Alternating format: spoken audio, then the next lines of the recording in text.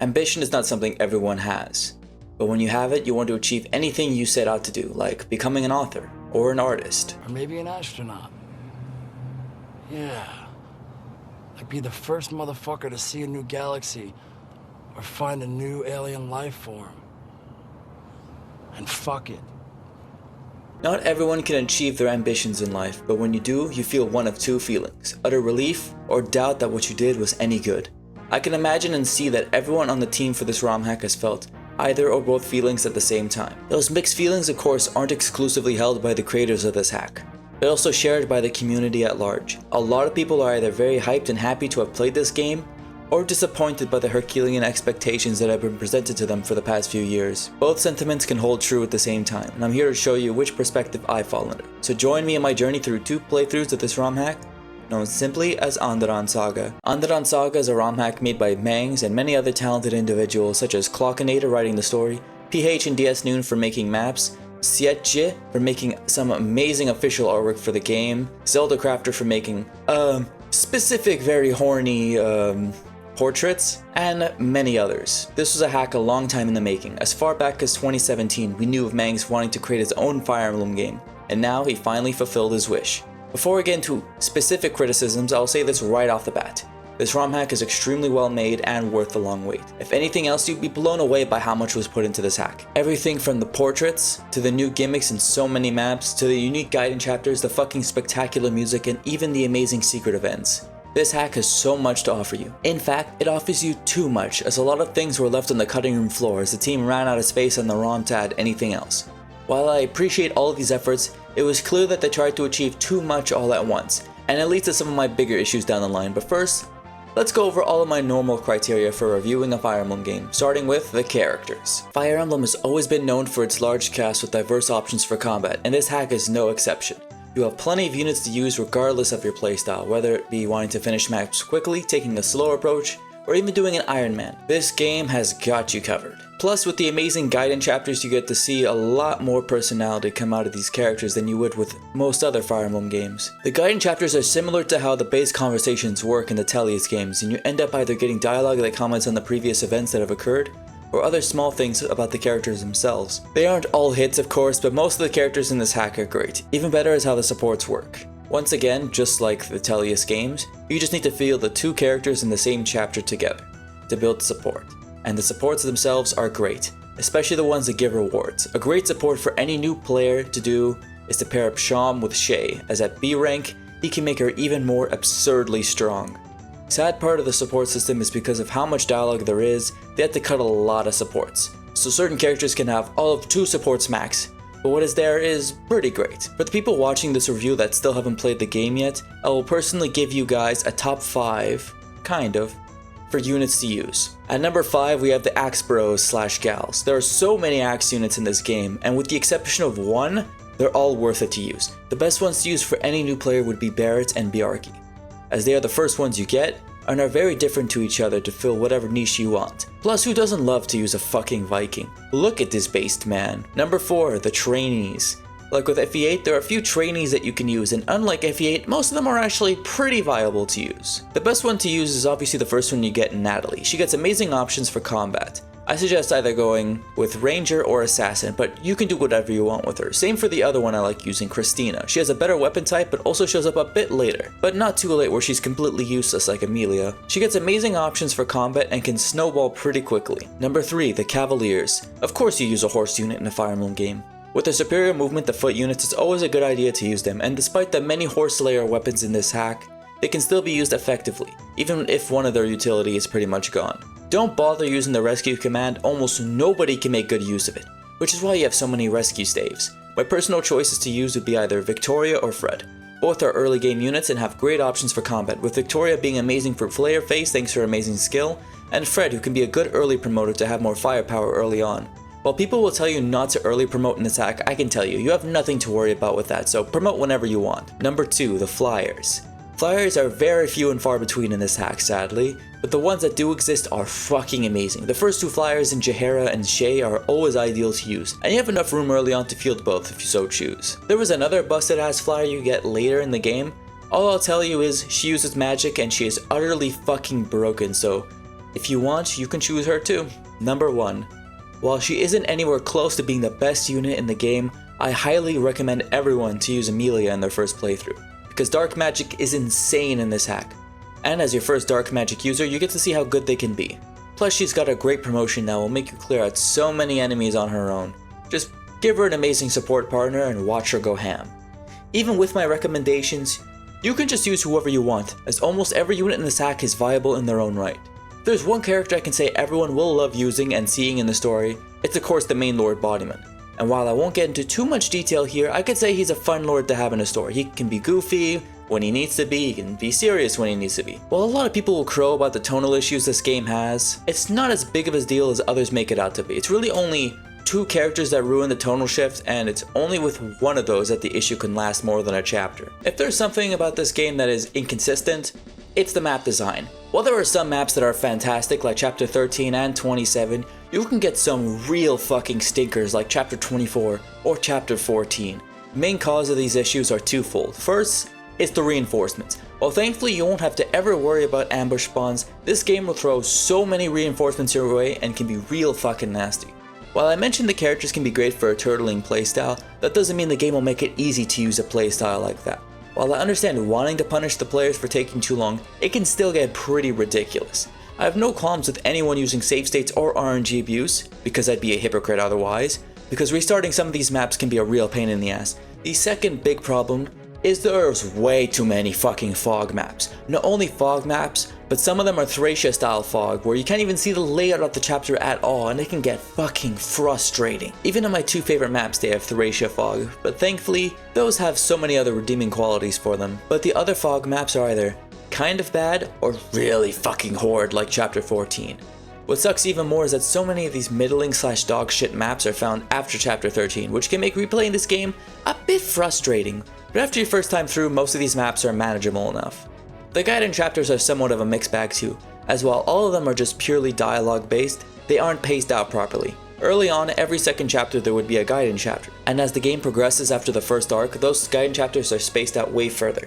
They could just space out the earlier ones first, and then you could have a consistent pattern for when you get guidance chapters. What will make anyone hate replaying this game when trying to unlock everything are the secret objectives and flags of shame. There is a secret objective in every map to unlocking the final secret chapter on Lunatic, and other requirements for unlocking the first secret chapter, which you don't need to do on Lunatic. The first secret chapter requirements aren't that bad to get outside of the flags of shame, which prevent you from doing a turtling playstyle, and honestly those flags of shame should have not even been included in the first place for getting that first secret chapter. The second secret chapter, however, has more shit to do alongside those objectives for the first secret chapter, where I can admit none of them really sucked. Hell, some of them are fun to get, like the secret objective in chapter 7. What isn't fun is that the final secret chapter, after all of that hard work you get to unlocking it, is a dog shit and unfinished map. And while that is the joke, it shouldn't have been included in the first place. So if you are going to replay this game, don't even bother getting the final secret chapter. It is not worth your time in the slightest. Now here's where I get into spoilers, so for any new player that is watching this review, skip to the timestamp on screen or use the chapters feature on YouTube to see when the spoilers end, or just check the description for timestamps. While story isn't always a strong suit in Fire Emblem, it is still important, and it did end up affecting my rating for this game. But if you don't care for story at all in Fire Emblem, then I know you'll have a great time with this. So here's where the spoiler-free guys should click ahead to my verdict on this game, and for the others, I hope you guys really enjoy the segment in particular. The story for this hack starts off amazingly well, like most ROM hacks I've played. It's a great dynamic between both Bodyman and Jaka, and it sets up a lot of mystery early on, such as with political alliances with all the nations and nobles, even through more minor characters like Angelus and Sham. When it starts to get really good is with the introduction of Eilanda. So the story goes that the Lightbringers were once the rulers of Andaron, but after a giant rebellion they were thought to be completely wiped out from existence, but a few stragglers did survive, and Eilanda's entire life has been just avoiding death. After saving her from a giant battle in a village, she and Bodyman start to hit it off quickly, and depending on if you took the Dawn Caller or not, a bit too quickly. Like sure, I know FE romance is never really all that good, as they either have zero chemistry or take too little time to fall in love, but this game does still fall under these same trappings, and it's sad to see.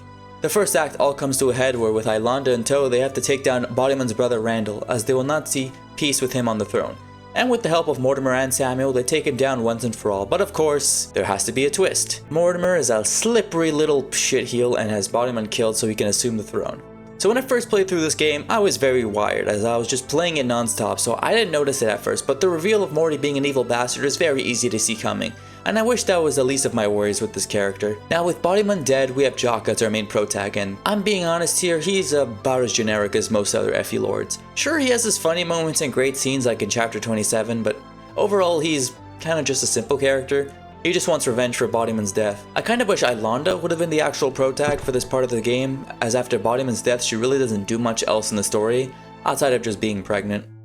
After escaping Alexander and Samuel's forces, I don't really mind Alexander all that much. He's a slimy bastard and honestly plays that part well. We get to move on to the next few mini arcs, and the quality of them is just a steep downward hill. While I don't mind the Helheim arc that much, it has quite a few blunders, mostly with the map design like chapter 18 and 19, but it does leave a lot of intrigue, such as with Ilonda's baby having been possessed by demons, or Ilonda who is now rapidly dying and aging, but thanks to Helga she was able to have her life saved, very briefly by, having her pull a life-saving spell out of her ass, but now the both of them are dying. Helga as a new pseudo-pro-deck is alright, I guess. She bounces off Jaka well, despite her cold attitude, and her change of heart to save Ilonda's life was nice to see.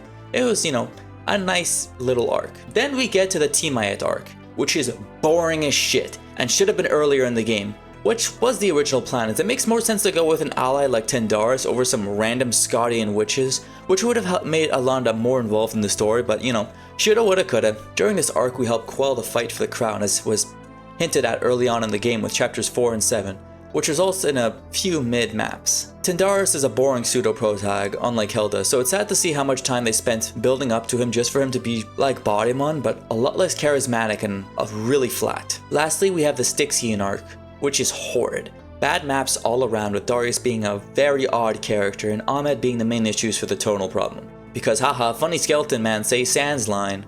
I don't even care to go into the story for this one, it's just, hey, we need another ally, let's get the guys who made us suffer through a plague because the prince randomly showed up to help us or something. After this useless arc, they really only gave us the fucked up resolution to Runa's quest to find her father. We get a major jump in quality with the next two chapters, all about taking down House Incestguard, and the amazing but missable conclusion to Jesse and Natalie's arc. Seriously, use at least one of them in a run again, and see the amazing dialogue they have there. And this map also gives us a good conclusion to Samuel, who was the only villain I actually felt sympathy towards. After those two amazing chapters and a shitty revelation that Sixtia didn't actually cause the plague, we get to some bad maps for the story. So we randomly decide, hey, let's beat the Windlands guys, because we totally don't want you to forget what happened with Sham, despite how long it's been since the Sham stuff was talked about, which is just Sham getting framed for murdering his lover because his father is homophobic, and that's about it. Really, that's just it. Then we get to chapter 29, which has an interesting history. So originally, this was going to end like the Battle of Valhalla, where everyone on the hero's side would die to a ludicrous amount of enemies and noble houses they have to fight.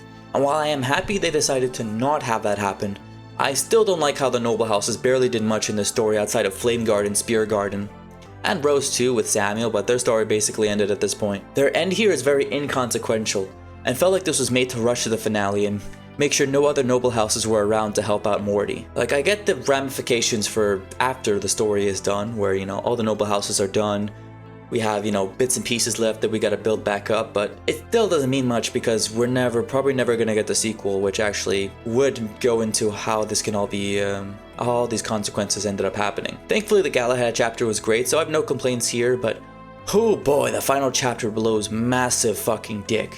I'll get into Morty's plan in his own segment, but the first part of the map is fine, where you fight off the reincarnations of the noble houses and find out the Ashburn people fucked horses. Or the other way around. I think it was the other way around. Originally, Ferdinand, the stupid Oliver-esque character, was meant to be an ancestor here too, but it was cut for no reason. Like, honestly, he should have been a part of this final map. What makes this map blow dick is after you beat the ancestors and destroy the broken walls of the Lightbringer Shrine, Morty just starts sending shadow clones at you for 5 fucking waves and he gains a new skill with every phase. It's a boring conclusion to the map, and by the end, all we have left are people to pick up the pieces of the noble houses. And of course, if you saw what happened with chapter 32 and 32X, it sets up a potential sequel with Ilonda and Bodyman's baby Ammon being what can cause the demons to fully come back to the world of Andaron. The story was really all over the place by the end, as I'll talk about later with Morty's segment. where they had the intrigue at the start of the story for the nobility, but because of the excursion to Helheim and other places, we didn't get too much development for these ideas, and it felt like it was thrown together by the end with not much cohesion. I know there was a huge back and forth with the team when writing the story, especially as Clock is not only doing his own version of Andaron Saga, but has gone on record stating a lot of what was supposed to be included got removed at the last second without his permission. I know this is Manx' hack, but I'd rather he say something about changing dialogue beforehand, but I get that there would be a ton of fighting over every change, so I can understand that he did these changes without him knowing for a reason, especially considering how ludicrously long some of the story scenes play out. Like, Jesus Christ, sometimes less is more, you know? Whether or not you think this is a bad thing is up to you. Personally speaking, I understand both perspectives. Overall, you can tell by the end that nothing was going to come together cohesively, and it would lead to an unsatisfying conclusion, which sucks because I really wanted to see the story play out wonderfully, thanks to the first arc putting so much intrigue in my mind. Although even with all of this isn't my biggest flaw with this hack. Oh, no. That goes to the big bad Morty. Good fucking god, what were they thinking with this guy? Like, I'll commend the twist, even if it was obvious, although my first time playing this game I was really wired, so I didn't really pay much attention to his dialogue. But yeah, it would be pretty obvious, you know? Even a twist I can see coming can be well done. Plus, you'd pick up on him being a Lightbringer here early if you aren't playing the game like I was. But after he betrayed the gang and killed Bodymon, I was waiting to see any kind of proper justification for doing it outside of just ruling Andaron himself. And as the game went on, he became extremely confusing. So they tried painting him as someone as like, oh, you know, he's against like really abhorrent actions, like, you know, Cassandra murdering a bunch of innocent civilians, but then was also fine with slave trading. The game spent so much time trying to hide if his intentions were noble or not, and it got increasingly frustrating as time went on. What really makes my blood boil with this guy is the final chapter. So we learn he was yet another secret Lightbringer whose father was Cathus, which meant, Bodymon also committed incest. What the fuck is with this game and all the incest, man? And he wanted to use the power of the Lightbringer Shrine to destroy all the demons lurking in Helheim, which was hinted at early on. In fact, like chapter 5, where they were talked about how there were less shrines in the world, which meant the demons would come back eventually, but yeah, they barely really developed this idea until the final chapter and even the secret chapter. What didn't make sense was why not have another Lightbringer help him out? Or, you know, like say, I don't know, Bodymon's fucking wife who's your sister? What was the point in you killing Bodymon? If you told him your plan, he would have been fine abdicating the throne to you fucking moron. Literally, Bodymon was fine with abandoning the throne. Sure, it sounded like he considered taking over after killing Randall, but honestly, if Morty just brought up the plan, he'd be fine with him leaving the throne in his hands. Mortimer's actions betray what the story was portraying him as. He wasn't some calculating man, planning every step, or a remorseful killer. He was a power-hungry and fucking stupid man. More so than a fucking Randall. I honestly would love to see how Clock would fix this guy because, I mean, I'm gonna be honest there, you're gonna have to really rework this guy to make him, you know, an actual good villain. So here's at least a decent idea. Just make him a power-hungry and conniving guy, you know, make him insane. Make him, you know, someone who just betrays you because he's like, yeah, I was just jealous of you guys. I wanted to make sure I could come up with a plan to murder all of you so that I can take over the throne. You know, something like that would have been fine. You know, he'd see himself as a hero of Andaron, you know. He would, you know, go with his plan to destroy every demon with the Lightbringer shrines. You know, that'd be something there. I know Clock was against this whole, oh, he's the bad guy is actually just a really, really bad guy with nothing that makes him, you know, gray or whatever. But honestly, in trying to find a middle ground with Morty, they ended up just making him seem a lot more irrationally stupid than anything else. And he made for a really terrible villain. Oh yeah, just to cover the 2 secret chapter story details here, you know, because I'm not cohesive, you know, just like this entire section in this story is. Alvaro was secretly just some demon, which fucking sucks because, you know, he was actually an extremely, like, horrifying villain. But no, he's just some demon. Who cares about, you know, him just killing his family for experiments? You know, he's just someone else entirely. Emilia finally turned himself into a giant spider hybrid, and the demons start their assault on Andaron, with Amon, of course, plotting to kill Jaka in the future and enact Asmodeus' plans. The sequel is just a bait, as it seems like, you know. I don't think a sequel will be made for a long ass time, so don't expect it anytime soon. Man, this review is just filled with highs and lows. There's so much this hack does, and because of that, a lot of things don't come together right in the end. Character design and variety is on point, but the map design is quite mixed. While the story starts off great, it plummets very quickly afterwards, which brings us back to the ambition angle. Yes, I will acknowledge that a lot of effort and hard work was put into this hack, and it was very enjoyable to play, but there was also a lot holding this back from being truly amazing, and it's quite sad. While this doesn't live up to the Herculean hype I had before this hack released, I can definitely say it was worth getting to experience. If I were, a pretentious and terrible and hack reviewer like I actually am, I'm gonna give this an arbitrary number, so it would be a 7 out of 10. The first arc of this game is really that strong, and while I did say that it plummets after it, it's not like it's a complete disaster afterwards, well, at least until the Stixie arc, but then, a slight jump up and then back down for the final part of the game. It's a very flawed game that had a lot of input from many people when it came to making it, and as such, it had a lot of conflicting viewpoints about what was needed for this game and what needed to be cut or changed. As to where I would rate it compared to the other Fire Emblem games, it would be my 8th favorite FE game, just right behind Binding Blade. I also haven't played the Saga games yet, so I don't know where I'd rank those. I can overlook a shitty story in Fire Emblem if the gameplay is incredible, hence why Conquest and Engage are so high up, but if you have both, then you are amazing. Okay, yes, I like Thracia a lot. I'll get into a lot of the reasons why I do, even some of the jank I like. Although let's be real, a lot of FE games have a good amount of maps that suck no matter what. Even Conquest, I fucking hate the goddamn Hoshido maps with every fiber of my being in that game. Hopefully when Mangs decides to make another FE hack, hopefully he and the rest of the team learns of the mistakes made in this hack and can improve on them, because I know they have it in them to make that amazing hack. All the talent and promise this hack showed off proves as such.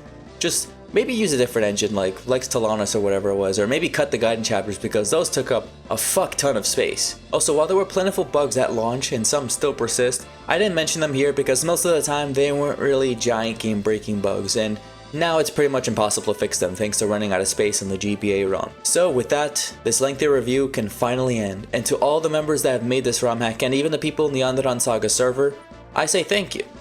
Not only for cultivating a great, if a bit too horny community, not only for making this hack, but also for rekindling my love for making Let's Play videos again. There was a time before I played this game that I kinda just wanted to stop doing these videos, and this game got me to record it so much that I didn't want to stop, even if it did affect the quality of commentary in the later episodes. I have had so many projects I want to do just end abruptly or cancel due to just not having the motivation or confidence to see it finished, and seeing this hack come out, it gave me the confidence to want to continue making more content, and to want to experiment even more in the future. In fact, I think I might even have more confidence to continue writing that story I've always wanted to tell.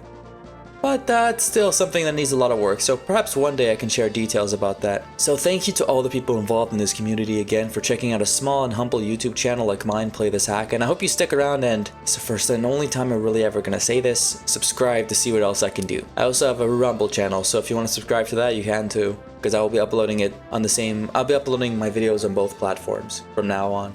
I hope to not disappoint you guys. Take care everyone, and I'll see you guys next time.